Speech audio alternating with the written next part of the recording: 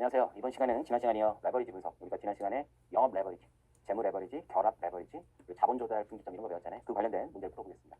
자, 첫 번째 내용입니다. 영업 비용 중 변동비 비중이 클수록 영업 레버리지가 커진다. 그렇지 않죠. 영업 레버리지의 핵심은 고정비죠. 고정비 비중이 커질수록 영업 레버리지가 커지는 거죠. 옳지 않은 지문이네요.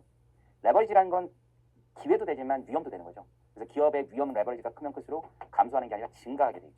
대신에 이익의 확대 효과, 많이 잘 되면 이게 어마어마하게 확대되죠. 이것도 옳지 않습니다. 자, 둘 다 X.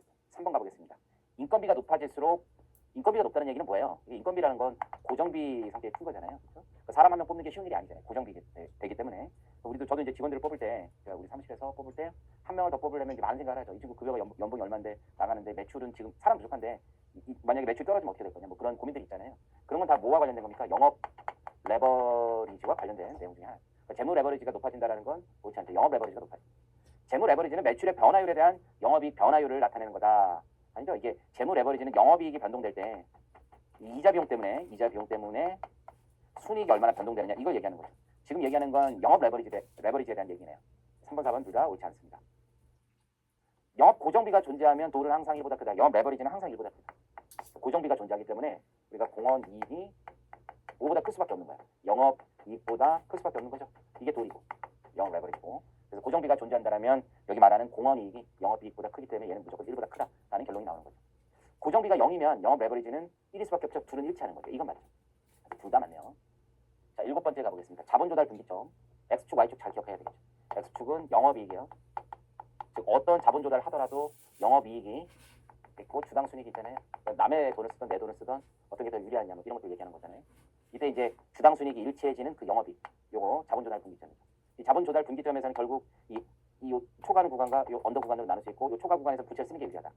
부채 유리 이런 점을 기억해야 되죠. 이 구간에서는 어떤 특징이 있어요? ROA 총 자본 영업이익률이 이자율보다 크고, 그렇죠? 이자율보다. 이 밑에 구간에는 ROA보다 이자율이 더 큰 구간. 이 구간에서 어떻게 돼요? ROA와 이자율이 일치하는 구간 이렇게 되는 거잖아요.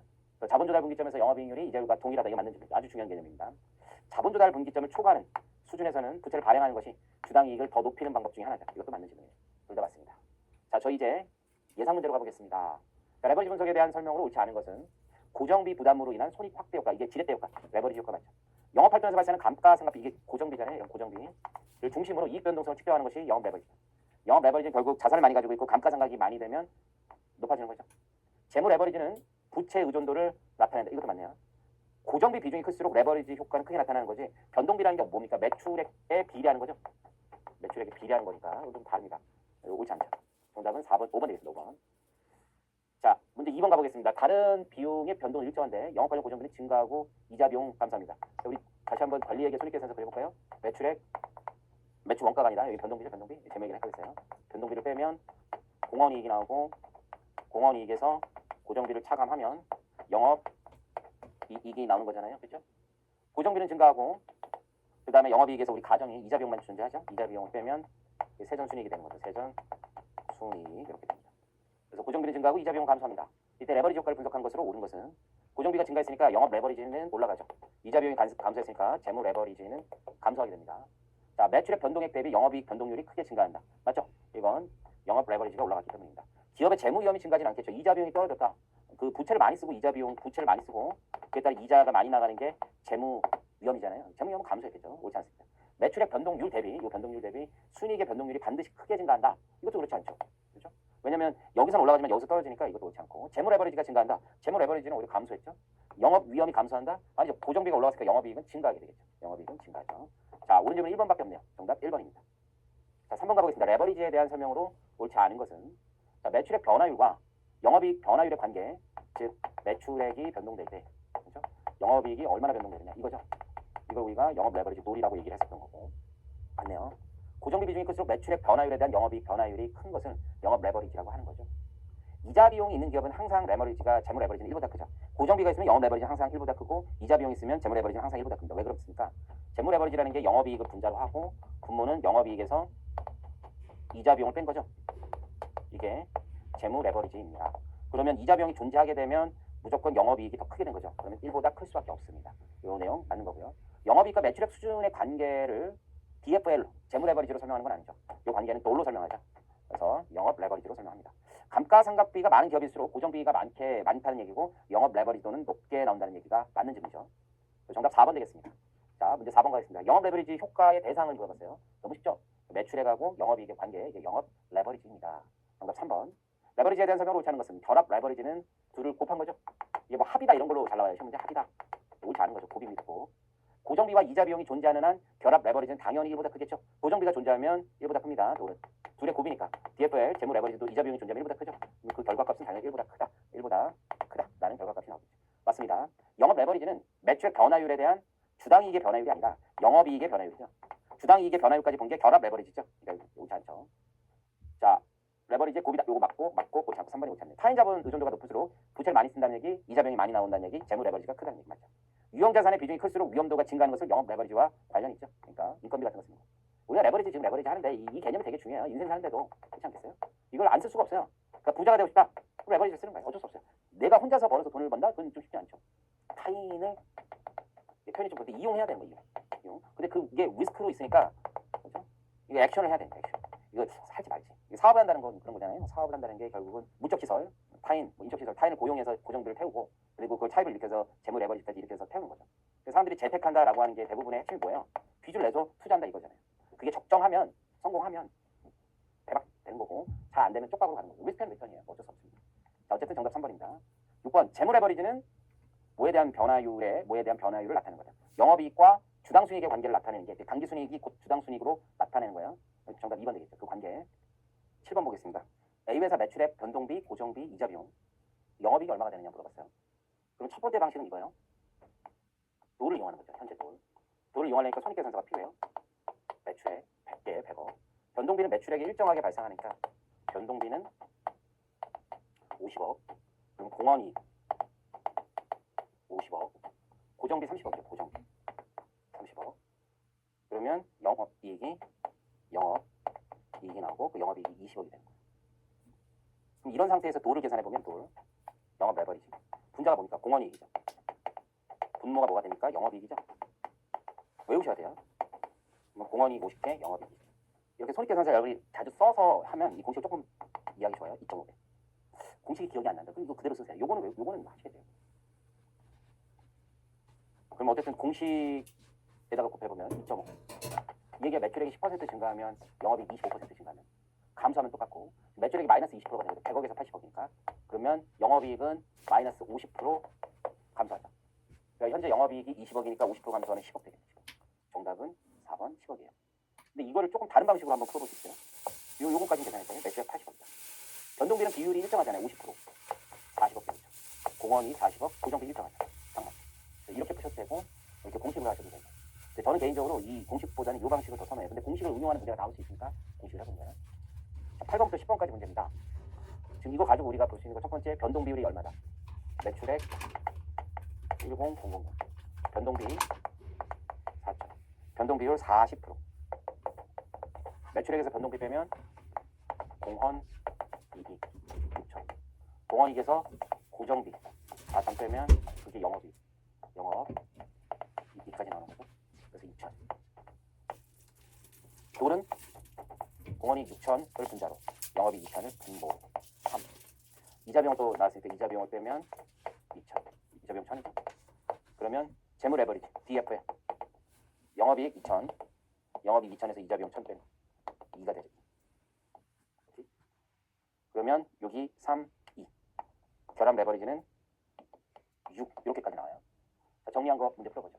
매출액이 10% 증가할 때 영업이익. 그러면 매출액 10% 증가하면 영업이익은 30% 증가하겠죠. 그렇죠? 분자 분모가 같겠네. 매출액이 10% 증가할 때. 매출액이 10% 증가할 때 이게 3이니까. 영업이익은 30% 증가할 때. 뭐 이런 개념 있잖아요. 그러면 현재 영업이익이 2천이니까 30% 증가하면 2,600이 되겠죠. 정답 3번. 혹은 이렇게 해도 돼요. 그냥 난 모르겠고. 이런 거 모르겠고 요걸로 간다. 매출액이 10% 증가해요. 변동비는 똑같지 않느냐. 공원이 이렇게 된다. 고정비 똑같지 않느냐. 변동 비율은 똑같고 고정비 총액이 똑같고. 그러면 2,600 되지 않느냐. 이렇게 푸셔도 돼요. 영업이익이 10% 증가한다. 그러면 영업이익 10% 증가하는데 세전순위가 얼마인가? DFL이죠. 영업이익이 10% 증가할 때 세전순이익은 더 많이 움직인다. 세전순이익은 당기순이익으로 해도 돼요. 법인세 세율이 비례라면. 그럼 이게 2배라는 거잖아요. 영업이익 10% 증가하면 세전순이익은 20% 증가한다. 현재 2천인데 세전순이익이 1,000이었잖아요. 1,000. 그러니까 10% 증가하면 2,200이 되고 얘는 2배니까 20% 증가하면 1,200이 되겠죠. 정답 2번. 혹은 이렇게 해도 돼요. 여기서 10% 증가하면 2,200이잖아요. 근데 이자 비용은 영업이익이 증가하더라도 동일하니까 세전순이익은 1,200 되는 거 아니야. 이렇게 할 수 있어요. 매출액이 10% 증가할 때 세전순이익. 이런 거죠. 매출액 10% 증가할 때 여기 1,000원, 1,600 이렇게까지만 오면 되죠. 그럼 1,600 이렇게 보셔도 되고 둘을 곱한 게 결합 레버리지고 그 결합 레버리지는 6이다. 그러면 결합 레버리지는 매출액 증가분의 세전 순이익 증가율이니까 이게 6이다. 매출액 10% 증가하면 세전 순이익은 60% 증가한다. 현재 세전 순이익이 1,000이니까 60% 증가하면 1,600 된다. 1.6. 이 개념으로 풀이하셔도 좋습니다. 정답은 4번입니다. 자, 이것도 인데요. 매출액이 현재 100억, 영업 변동비가 20억. 100억, 20억은 20%라는 얘기죠. 그래서 공원이익이 80억, 고정비가 40억, 영업이익 40억, 이자 비용 10억, 세전순이익 30억, 관리액은 이렇게 단순해. 매출액이 10% 증가하는 영업이익 여기까지죠. 110억, 22억, 88억, 40억, 48억. 정답 2번. 이렇게 해도 되고. 돌을 이용하면 돌. 돌이라는 건 공원이익을 분자로, 분모는 영업이익 이렇게 되는 거죠. 그러면 분자에 공원이익이 있으니까 그 공원이익이라는 게 지금 보면 80. 이 상태에서 영업이익 40. 둘이 되죠. 둘이 되니까 몇 퍼센트 증가하는 거예요? 20% 증가하겠죠. 그래서 40에서 20% 증가한 거 48. 이런 식으로 나오는 거예요. 그래서 다시 한번 조금 말씀드리면 이게 놀이라는 게 이 시점 기준으로 또 한번 계산하고 이게 왜 놀이 변동이 되냐 이렇게 얘기할 수도 있어요. 왜냐면 이때 돌을 계산해보면 일이 아니거든요. 88, 여기 48이니까 이거 아닌데 왜 이게 돌이 떨어졌느냐 이렇게 볼 수도 있는데 이건 결국 미분이기 때문에 그 특정 시점에서의 비율이에요. 특정 시점에서의 돌이 나오고 특정 시점에서 DFL이 나오는 거거든요. 그러니까 그 점을 좀 기억해 주세요. 특정 시점에서의 돌과 특정 시점에서 DFL이다. 뭐 이런 개념으로 접근해 주시기 바랍니다. 어쨌든 정답은 48억입니다. 12번 가보겠습니다. 기업의 EBITDA가 나와 있고 그게 30억. EBITDA라는 게 뭐예요? Earnings Before Interest, Tax, Depreciation and Amortization. 이자, 세금, 감가상각, 제하기 전이죠. 그러면 그거 제하고 여기서 감가상각을 빼요. Depreciation하고 Amortization 이런 거 빼요. 그게 EBIT이에요. 관리회계에서는 이게 뭐랑 똑같냐면 이자하고 세금 제하기 전이니까 이게 영업이익의 대용치예요. 영업이익. 관리회계에서. 그래서 영업이익은 30개 지금 빼기 10개에서 20개까지 온 거고 이자 보상 비율 알죠? 우리가 영업이익이 20개인데 이자 보상 비율이 4라는 건 이자 비용이 지금 이거잖아요. 5, 4, 20. 이자 비용이 5개라는 거죠. 영업이익이 1% 증가할 때 순이익은 몇 프로 증가하냐? 재무 레버리지 이 상태에서 구할 수 있냐 이거죠. 영업이익에서 이자 비용 뺀 거. 15, 1.2니까 1.3 이렇게 되죠. 그러면 얘가 1% 증가하면 순이익은 1.3% 1.3배 움직인다는 얘기죠. 이렇게 구하셔야 돼요. 정답 3번. 이런 타입 문제도 좀 잘 나와요. 13번 가보겠습니다. 영업 레버리지가 3, 재무 레버리지가 4, 결합 레버리지 12죠. 매출액이 1% 증가하면 전체는 12% 증가한다는 얘기죠. 정답은 12% 증가합니다. 5번 되겠네요. 자, 14번 가보겠습니다. 영업 레버리지 5, 결합 레버리지 20. 여기는 5, 4, 20. DFL 4라는 거죠. 재무 레버리지. 자, 매출액이 100억이에요. 매출액 100억. 영업이익이 20억. 20억. 이자 비용 5개. 이자 비용 5 이렇게 돼 있어요. 매출액이 10% 감소하면 이자 보상 비율이 어떻게 되느냐? 지금 영업 레버리지가 5잖아요. 5. 영업 레버리지가 5니까 50%가 영업이익이 증가하겠죠. 그럼 영업이익은 30억이 되는 거고. 매출액이 10% 감소하네요. 죄송합니다. 매출액이 10% 감소하면 영업 레버리지가 5니까 얘도 5배 50% 감소하죠. 그럼 20억에서 50%는 10억이니까 10억을 준단 말이에요. 영업이익. 이자 비용 그대로죠. 이자 보상 비율은 2가 되겠죠. 정답은 3번 됩니다. 그래서 이렇게 보시면 될 것 같고 결합 레버리지는 뭐 그렇게 중요한 숫자는 아닙니다. 지금 현재 상태에서 결합 레버리지는 재무 레버리지까지 합친 거고 재무 레버리지는 요거 생각해보면 이런 거죠. 20, 20-5니까 이게 4 이렇게 되겠네요. 15번 가보겠습니다. A기업의 매출액이 100억, 영업이익이 10억, 재무 레버리지 2, 결합 레버리지 5. 그러면 영업 레버리지 돌은 2.5가 돼야 되겠죠. 2.5 곱하기 2가 결합 레버리지 5가 되는 거니까 돌은 2.5가 됩니다. A기업의 매출액이 10억 증가하는 경우 예상 영업이익을 계산해 보래요. 그러면 매출액이 10억으로 지금 10억 증가하면 현재 매출이 100억이니까 매출액이 여기서 10% 증가하면 110억 된다는 얘기죠. 예상 영업이익은 어떻게 되냐? 영업이익이 10억이었잖아요.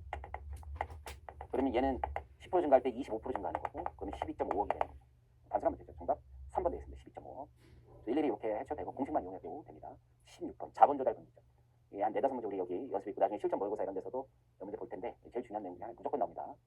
자본 조달 분기점 FB, EP 이게 자본 구성비하고는 관계없이 타인 자본으로 하던 자기 자본으로 하던 관계없이 주당 이익을 동일하게 하는 영업이익 수준. 시험 문제 매출액으로 많이 주는데 영업이익 수준 얘기하는 거예요. 영업이익이 자본 조달 분기점보다 낮아요. 돈 못 벌고 있다는 얘기고 이때는 위험을 몸을 살아야 돼요. 부채에 땡기면 안 돼. 부채를 사용하지 않는 게 유리하죠. 더 높아요. 영업이익이 높다는 얘기는 돈을 잘 벌고 있다는 얘기고 이때는 부채를 땡겨도 돼요. 사용하는 것이 유리하다. 자본 조달 분기점이 100억이라는 것은 매출액이 100억일 때 부채 사용 여부에 관계없이 주당 순이익은 동일하다. 이거 절대 아니라고 했죠. 영업이익이 100억일 때를 얘기하는 거지 매출액이 100억일 때를 얘기하는 건 아니에요. 정답 4번 되겠죠. 총 자본 영업이익률, 즉 ROA와 이자율이 동일하죠. 자본 조달 분기점에서는. 정답 4번 됩니다. 이 계산 문제 이거 조금 어려운데 이게 외워야 돼요. 이거 외우시는 거 자신 있는 학생분들은 좀 하시고 이렇게 하면 주식수로 나옵니다. 대한일가 2. 근데 크로스 여기 2000주에선 3억, 여기 1000주에서는 1억 이런 식으로 좀 암기해서 푸셔야 돼요. 어쩔 수 없어요. 외우셔야 돼요. 어쩔 수 없습니다. 정답 4번 됐습니다. 18번 자본 조달 분기점 수준에 있다. 총 자산이 200억, 영업이익 10억, 영업이익 10억. 이 얘기는 ROA 10, 200, 5%라는 얘기죠. 차입금 이 중에서 50억. 현재 이자 비용 얼마 있냐? 자, 자본 조달 분기점 수준에 있으니까 ROA와 이자율이 같은 거죠. 이자율도 5%라는 거죠. 50억 대비 이자 비용은 얼마? 5%니까 2.5억 되게 되는 거죠. 정답 2.5억 되고요. 여기 한 단계 더 가면은 이때 이자 보상 비율 얼마냐? 뭐 이런 거 물어보는 거예요. 이자 보상 비율 4다. 이런 거 구할 수 있느냐? 이렇게 물어보기도 합니다. 참고하시고요. 자, 19번 가보겠습니다. 이번에는 DFL 재물 레버리지 물어봤어요. 매출액이 100억, 공헌이익률이 60%예요. 매출액이 100억, 공헌이익이 60억이라는 거죠. 변동비는 40%고 고정비는 40개. 영업이익이 20억 이렇게 뽑아내는 거죠. 이자 비용이 10억이래요. 이자 비용. 이자 보상 비율은 2가 될 테고 DFL은 이 공식으로 하면 되겠죠. 그래서 DFL 재물 레버리지는 영업이익을 분자로 분모는 영업이익에서 이자 비용을 빼는 거죠. 영업이익 20개, 10개 빼면 되죠. 2가 되죠. DFL은 2가 됩니다. 정답 4번 되겠습니다. 자, 추가 차입금액 물어봤어요. 이것도 이제 한 문제 정도 대비한다라고 생각하시면 되고 좀 만들어가는 거예요. 이자를 지급하기 전에 얼마의 현금을 가지고 있느냐 개인적으로 생각을 해보세요. 그렇죠? 이자 영업활동 현금 흐름이 120만 원이라고 되어 있는데 이게 여러분 아직 안 배워서 그런데 이게 우리 회계 기준에서요.